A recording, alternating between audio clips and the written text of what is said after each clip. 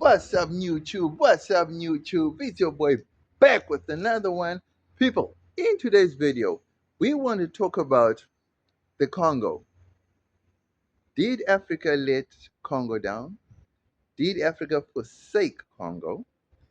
And is it a good move for the Congolese president to ask Donald Trump and the EU for security in exchange for minerals? Let me know what you think about this topic in the comment section below. Don't forget to like, comment, share, and subscribe to the channel. You know we family, right? Holla. Phew, man. People, in a shocking move, or in a shocking twist, the unthinkable is happening. Congo has been at war for what seems to be an eternity now, right? I think it's over 50 years. I think it's the world's longest running conflict. And the sad thing is, there's 54 countries in Africa. And you telling me that 54 countries could not come up with a solution to end the war in Congo? Can you imagine a war in Europe and all European countries failing to come up with a solution? That would never happen. That's unthinkable. That's unimaginable. Can you imagine Europe being at war for 50 years and over? It will never happen. Just won't happen. So why does Africa allow the Congo and South Sudan to bleed out? Why does Africa allow Boko Haram, Al Shabaab to persist and to flourish in their respective states? I mean, it's heartbreaking to find that Africans have to now look elsewhere for support, for help, because the continent, there is just no hope on the continent. There's no solution from the continent. I mean, if you are going through tough times in your life, right? Let's say your house catches fire or something bad happens to your home, right? Your first port or point of call is going to be your neighbors. Yeah? But in this case, it feels like the neighbors are either limited in what they can do. It seems like they don't have the capacity to help out, or it feels like they're just reluctant because 54 countries watching or trying to assist the Congo. It's it's it's shocking to say the least, to be honest, guys. I mean, it's now I'm beginning to think that the Congolese president looked at AfriForum, the South African civil rights group, right? And they saw that they said something and they got a response. So they might as well try the same thing and see if they will get a response.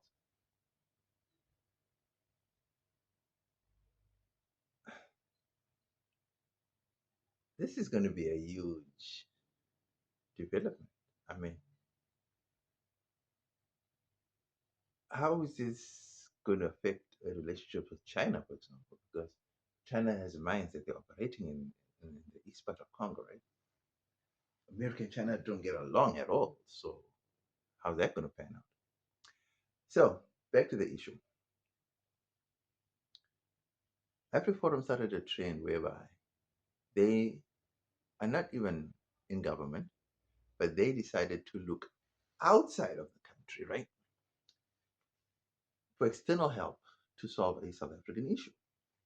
Now, could it be that the Congolese president took a leaf out of AfriForum's book to say, okay, I've reached out to all my continental partners or brothers, and none of them are willing to commit 100% to helping Congo out.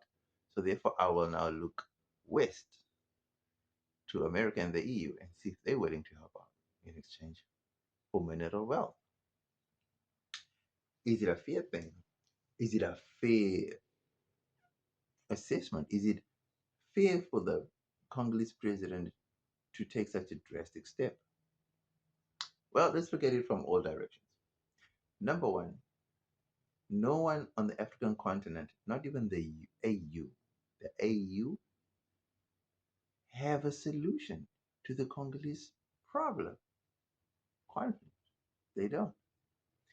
Number two, we look to individual countries that have interests in Congo.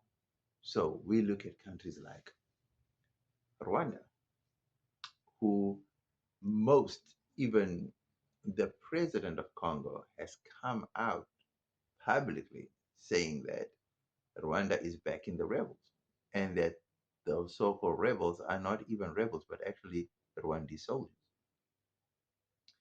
Now, having that in mind, right, says a lot because how is it possible that if Rwanda, Paul Kagame is saying that he has nothing to do with anything in the Congo, why,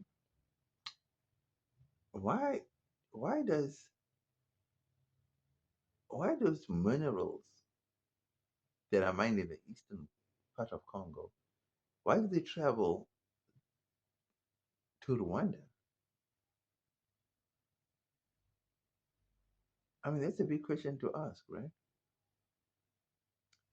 Paul Kagame came out and said that the minerals don't come to Rwanda, they go through Rwanda. Big difference. But do you see a pattern here that whenever Congo is mentioned, Rwanda is also placed in the exact same sentence? So, who do you believe? Tshisekedi or Kagame? To be honest, I believe Tshisekedi because he seems more forthright, he seems more trustworthy, and he also gives proof of evidence when he accuses Rwanda of something. Now, the issue of turning to the United States has had to be a bitter pill to swallow for the Congolese president because I don't think that was his intention.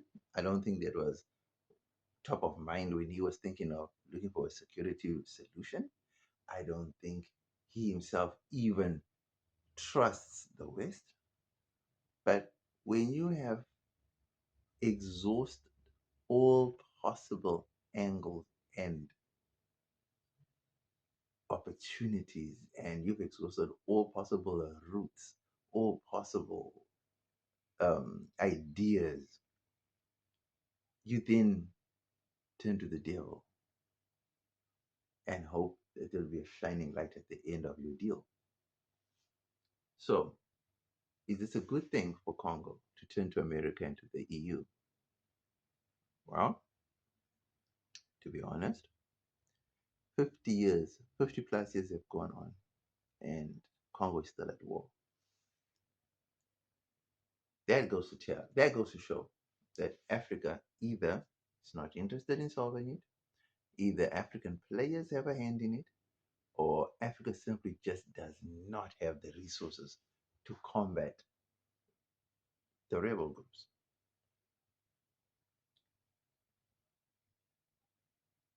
If you were the president of Congo, what would you do? If you've exhausted all possible avenues, if you've exhausted all possible leads, you exhausted all possible ideas, you've probably exhausted everything that is exhaustible just to get you to a point of peace and security, would you then turn to the people that you distrust the most?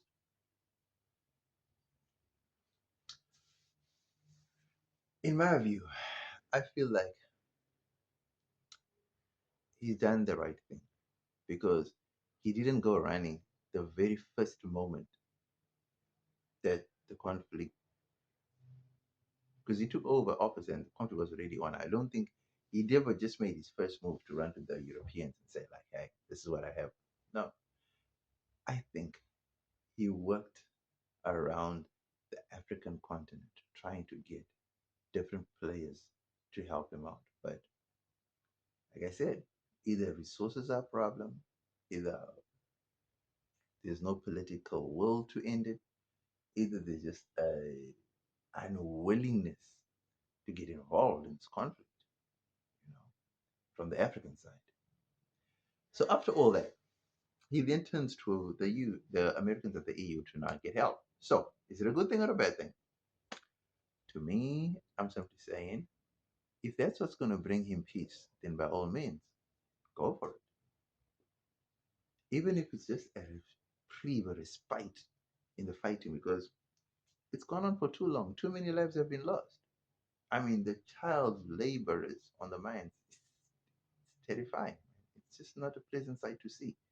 7 year olds, 8 year olds, 6 year olds carrying bags of cobalt or whatever else that they're mining over there. It's just not on.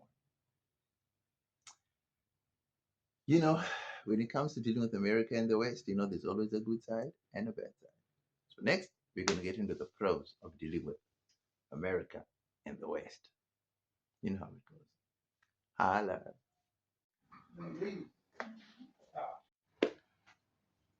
The pros of dealing with America and the West, the EU.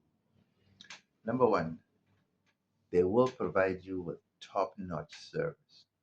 Number two, they will guarantee your safety and your security. Number three, they have the money and the resources to provide you with whatever you need for as long as you want the services, right? And last but not least, associating with America and the West allows you access to an abundance of unattainable riches and wealth and access to information and technology, all these things that Africans battle with, right? And that's a good thing, you know? It really is a good thing. Another good thing about it is that the Congolese people will, for at least, for a, whether it's going to be a temporary or a permanent, they'll know what peace feels like. At least the people in the east of Congo, right? Because that's where the heavy fighting is in the east, right? So at least Eastern Congo will get to have that feeling of peace for once in their lives because this war has been going on for so long.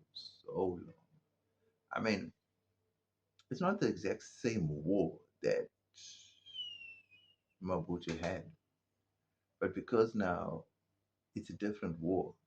War is war. It doesn't matter whether it was Mobutu, then came the next president after that, then now the fighting just didn't stop. I mean, it's different reasons they're fighting for, and now it's just a whole different reason they're fighting. But anyway, peace is at the top of mind when you think about the Congo, the Eastern Congo for now. So I think that will be a great relief, just having peace. That's what everybody wants, and rebuilding can start, and jobs and security, and just the child labor, all that can just stop. And that's just madness, right? That's what this partnership will bring, even if it's only just for a brief moment. But for that brief moment, at least the Congolese will get to experience what peace feels like.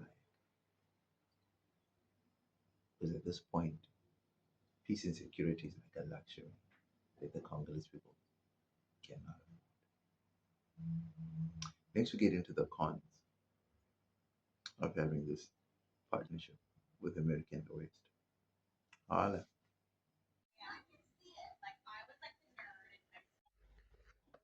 People, it is so frustrating having to do business with the devil, having to do business with people you know that do not have your best interests at heart, doing business with people that are only after one thing and one thing only: self-enrichment and or for pillaging your country's resources, right?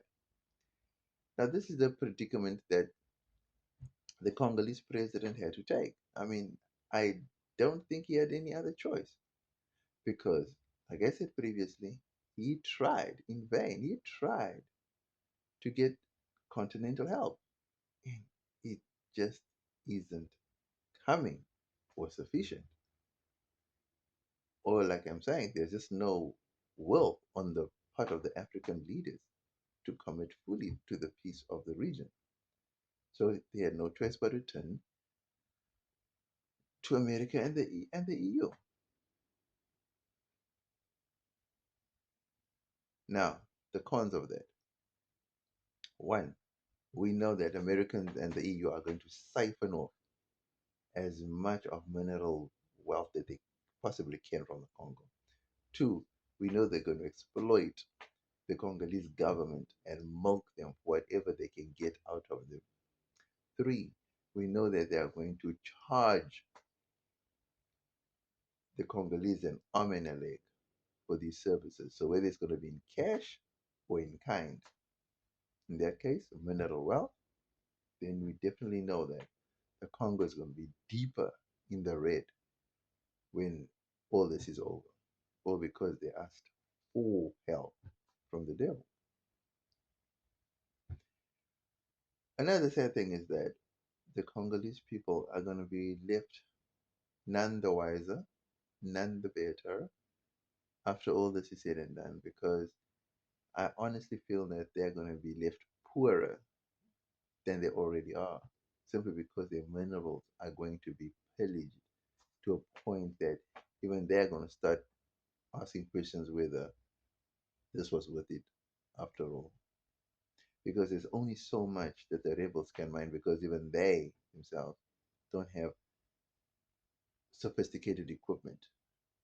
It's basically medieval type of mining that they're doing. It's mainly, it's not even machinery, real, it's actually people going down and digging in. That's what they're really doing. So when the Americans come in there, they're not going to be doing running around with the human beings running up and down. They're going to come with heavy machinery and they're going to really dig out well, as much as they possibly can. They're going to come with military mining equipment. And that is a very sad thing to see. But yeah, let me know what you think about this page in the comment section below. Don't forget to like, comment, share, and subscribe to the channel. We are family, right? Holla.